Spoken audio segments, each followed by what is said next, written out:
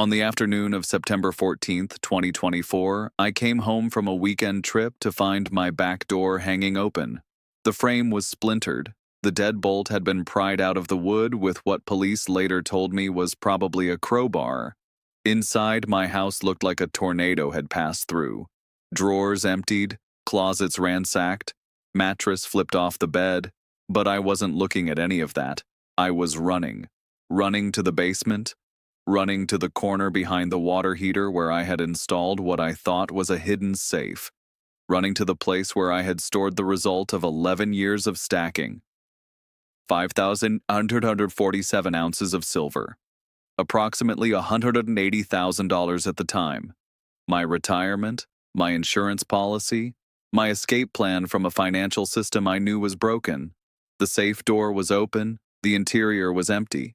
They took everything, every bar, every coin, every round, 11 years of accumulation, gone in what the police estimated was a 22-minute window between when my neighbor saw a white van in the driveway and when he saw it leave. 22 minutes to erase 11 years. And the worst part, the part that keeps me awake at night, the part I'm going to share with you today in painful detail, is that it was my fault, not the theft itself. That was the criminals. But the ease of the theft, the speed of the theft, the totality of the theft, that was me. I made every mistake a silver stacker can make. I violated every principle of operational security. I trusted when I should have verified. I was lazy when I should have been paranoid, and I paid for it with everything I had. Today, I'm going to tell you exactly what I did wrong. Every mistake, every shortcut, every moment of carelessness that led to that empty safe, because I don't want you to learn this lesson the way I learned it. I want you to learn it from my pain so you never have to feel your own. Let me start with how I built the stack because the mistakes began long before the theft.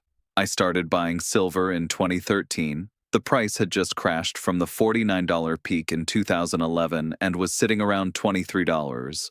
I was 34 years old. I had read some articles about sound money. I had watched some videos about currency debasement. I was worried about inflation, about the national debt, about the long-term trajectory of the dollar. Silver seemed like insurance, physical, tangible, historical insurance.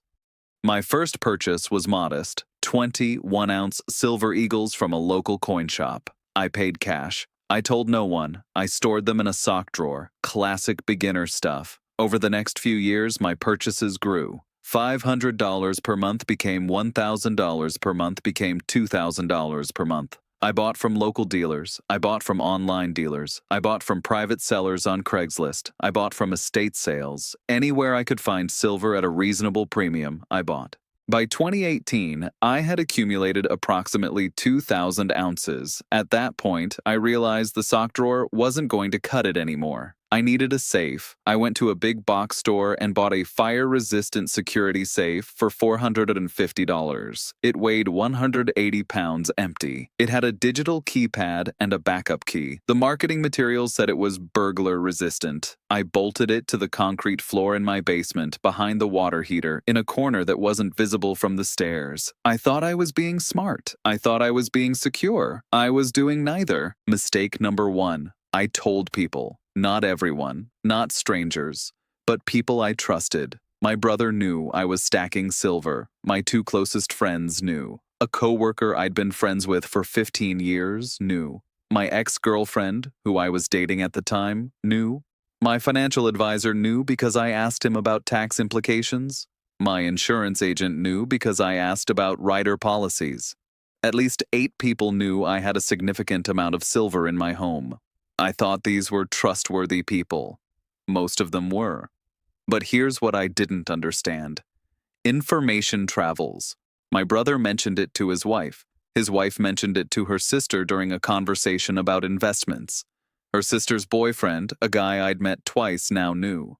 My coworker mentioned it to another coworker at a happy hour. That coworker mentioned it to someone else.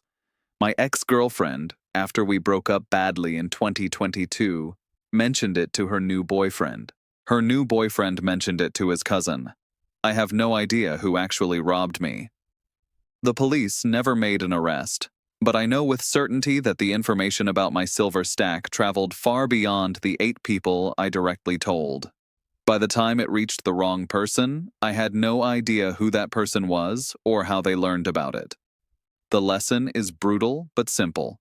Tell no one, not your family, not your friends, not your coworker, not your romantic partner, no one. Silver stacking is not a hobby to share. It's not a topic for conversation. It's a secret you take to your grave.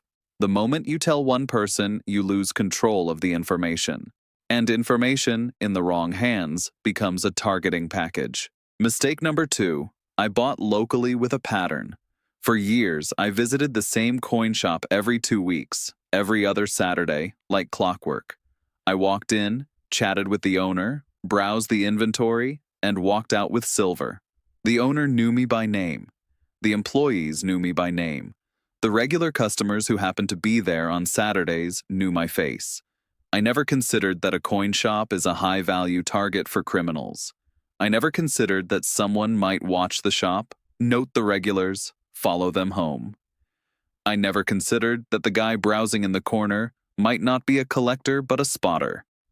I'm not saying the coin shop was complicit. I have no evidence of that. But I am saying that establishing a visible, predictable pattern of purchasing precious metals from a physical location is an operational security failure. I should have varied my dealers. I should have varied my timing. I should have paid attention to who else was in the shop.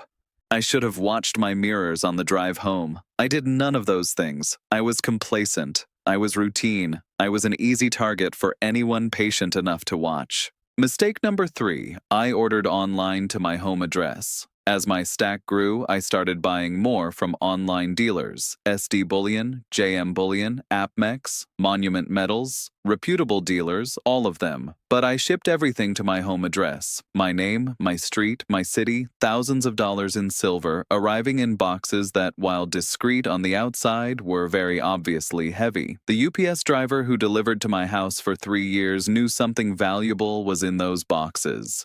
He knew the frequency, he knew the weight, he knew my name and address. The mail carrier knew. Anyone who saw the packages on my porch knew.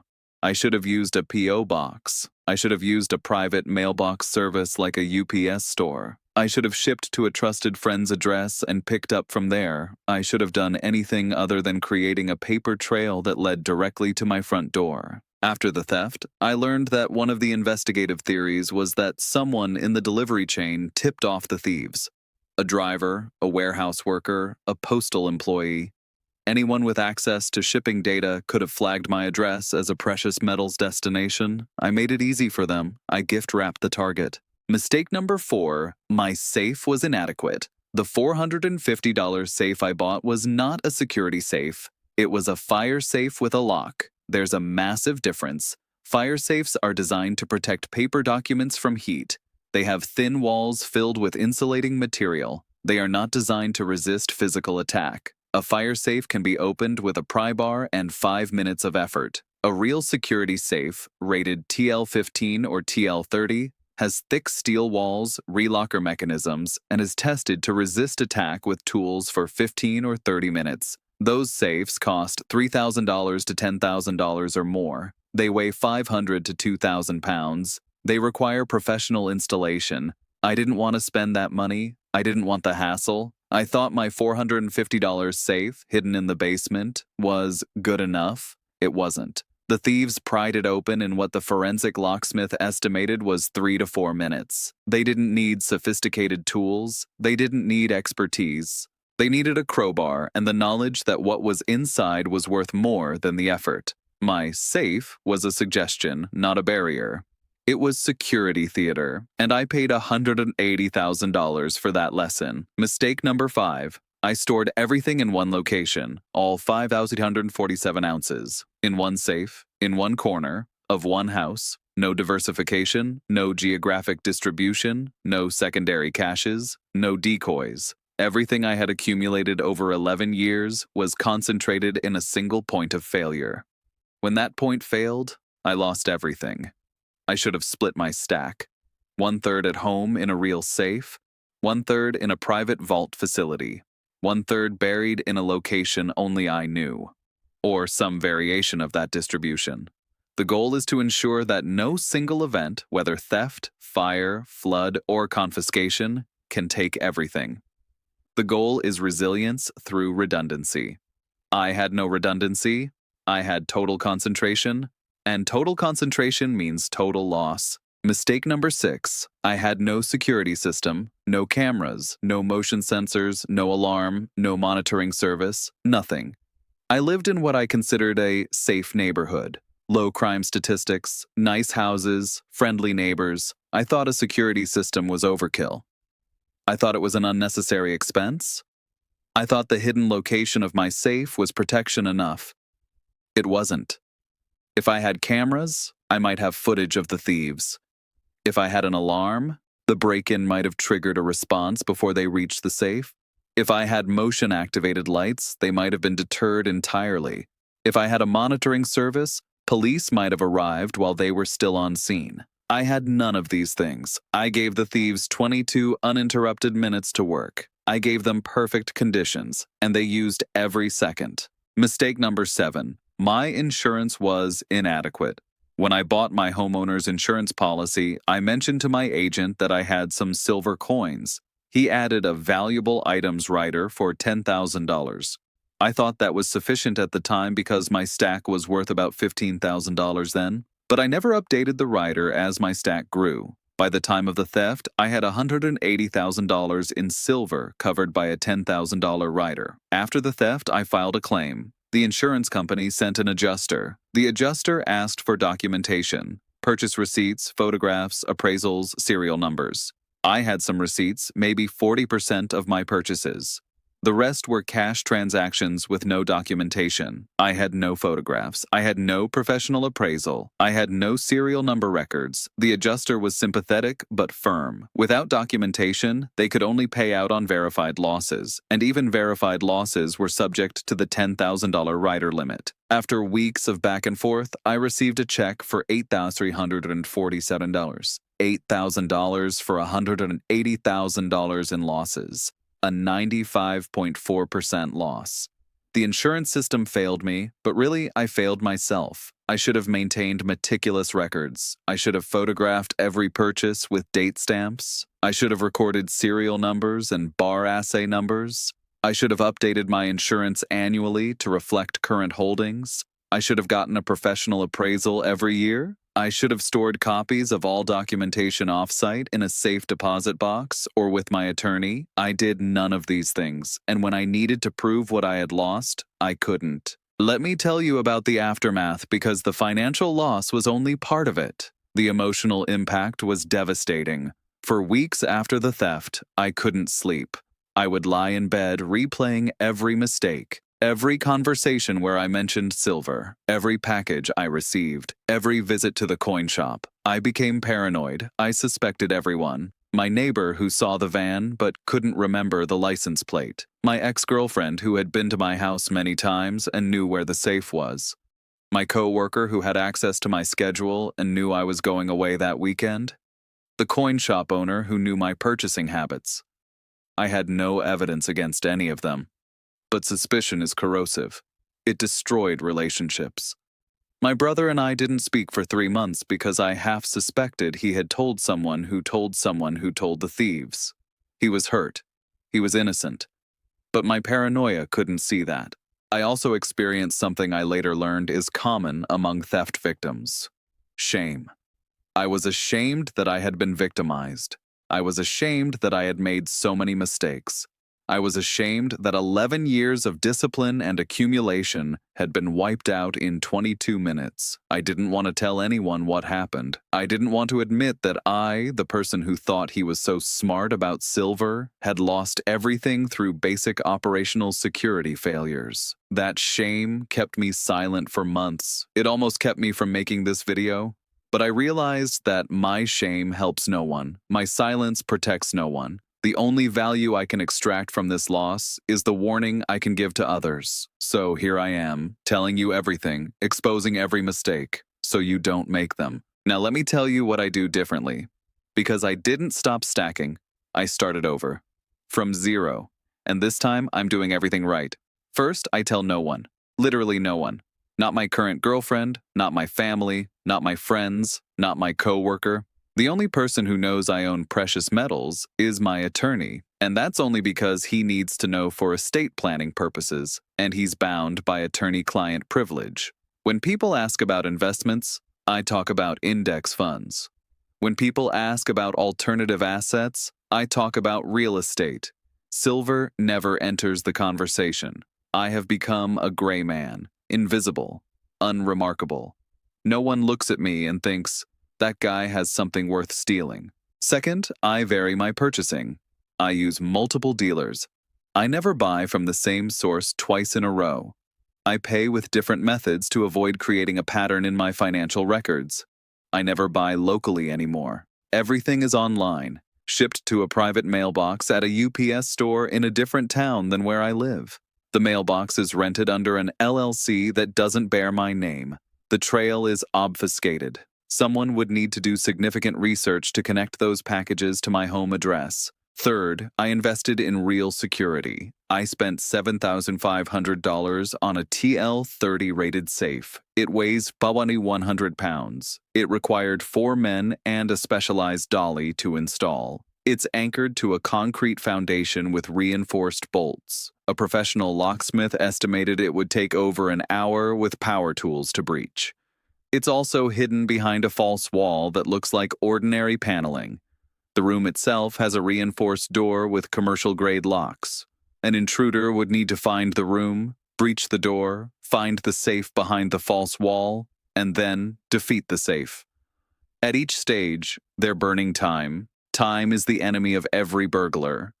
My job is to buy time until help arrives or they give up. Fourth, I installed comprehensive security systems, cameras covering every angle of the exterior, motion sensors on every door and window, glass break sensors, a monitored alarm system with cellular backup that can't be defeated by cutting phone lines, panic buttons in 3 locations, motion-activated floodlights on every side of the house, signs advertising the security system prominently displayed.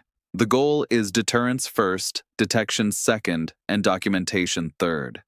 I want thieves to see my house and think, too much hassle, try the neighbor. If they ignore the deterrence, I want to detect them immediately.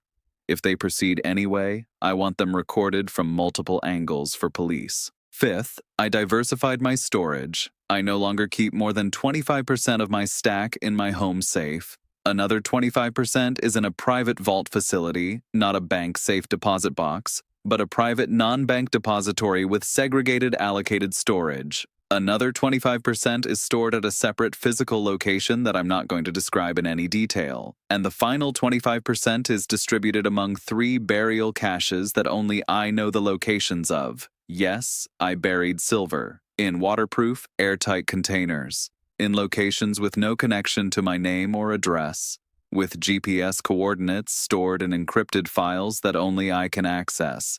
If someone steals from my home, they get 25%. If someone steals from the vault, they get 25%. If somehow both are compromised, they still only get 50%. The caches are my nuclear option, my apocalypse reserve, the silver that cannot be taken by any conventional threat. Sixth, I maintain meticulous documentation. Every purchase is photographed with a dated newspaper in the frame to prove the date. Every bar's serial number and assay information is recorded in a spreadsheet. Every coin's year, mintage, and condition is cataloged. The spreadsheet is encrypted and stored in 3 locations: on my computer, in cloud storage, and on a thumb drive in my safe deposit box.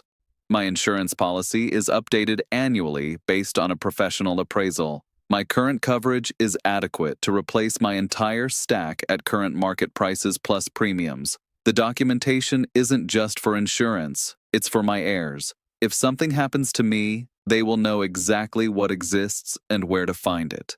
They will have the proof needed to claim it.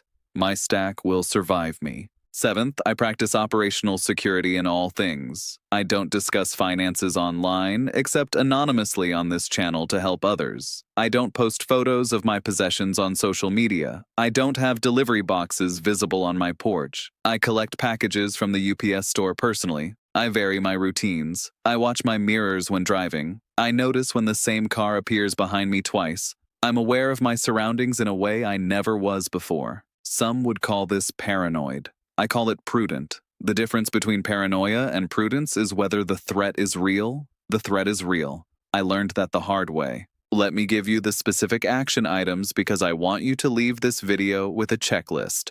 1. Tell no one. Not friends, not family, not romantic partners. The information can only hurt you. 2. Vary your purchasing. Multiple dealers, multiple payment methods, no patterns. 3. Ship to a private mailbox or alternate address. Never your home. 4. Invest in real security, a TL15 or TL30 rated safe, professionally installed. Budget $5,000 to $10,000.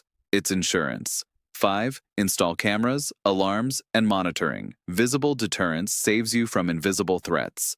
6. Diversify storage locations, no more than 30% in any single location. Consider private vaults and buried caches. 7. Document everything, photos, serial numbers, receipts. Store the documentation separately from the metals. 8. Insure adequately. Update annually. Get professional appraisals. 9. Practice operational security. Vary routines, watch your surroundings, stay gray. 10. Trust no one with this information. If you can't follow Rule 1, none of the other rules matter. $180,000, 5,800 ounces, 11 years of discipline, gone in 22 minutes. Because I was careless. Because I was complacent. Because I thought it couldn't happen to me. It can happen to you. It will happen to you if you make the mistakes I made. The criminals are out there. They're watching. They're patient. They're looking for easy targets. Don't be an easy target.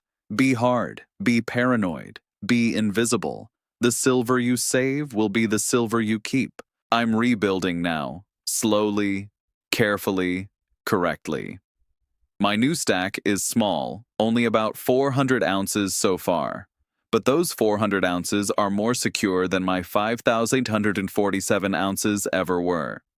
They're distributed, they're documented, they're protected by layers of security that would make the cost of theft exceed the value of the metal. That's the goal. Make the target not worth hitting. Make the juice not worth the squeeze. Make the thieves look at your situation and say, too hard, too risky, not worth it.